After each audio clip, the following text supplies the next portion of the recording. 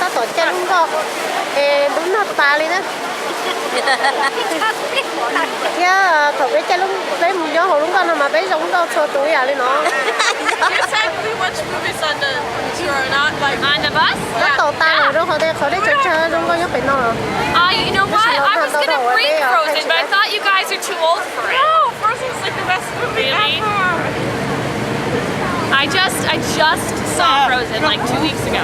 Who cares? Frozen's the best movie Yeah. ever. Oh man, I'm sorry. We might have it. I'll check to see. sao thì tụi chị nó cũng thay đua thầu đây chơi nó bắt đầu nó là sát thì nó yêu Canada nó luôn giò đó bây giờ chị nó bây giờ phải là sao bây giờ chơi luôn chị sẽ rồi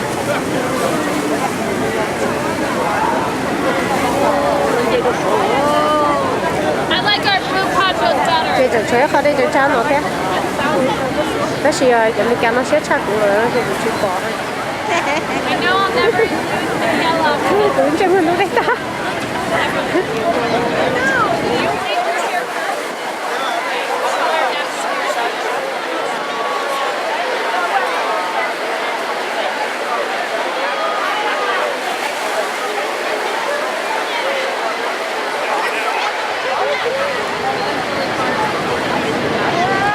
Everybody, when you get off the boat, you're gonna go and find us. Go back to the elevator, sao nó mấy walk cái sắp upstairs to the visitor center, okay?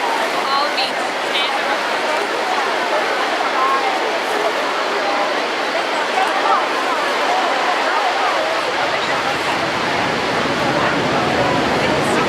nó mới có thể không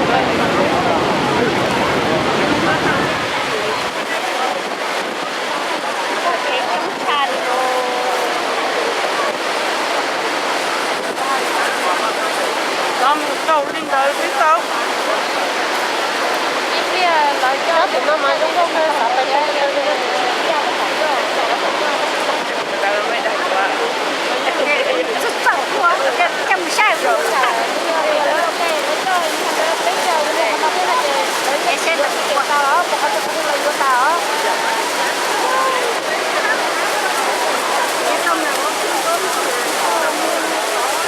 cái đầu cái một cái thì cũng cho nó yêu tụi cái chế bây giờ là tụi cho nó muốn cái Canada.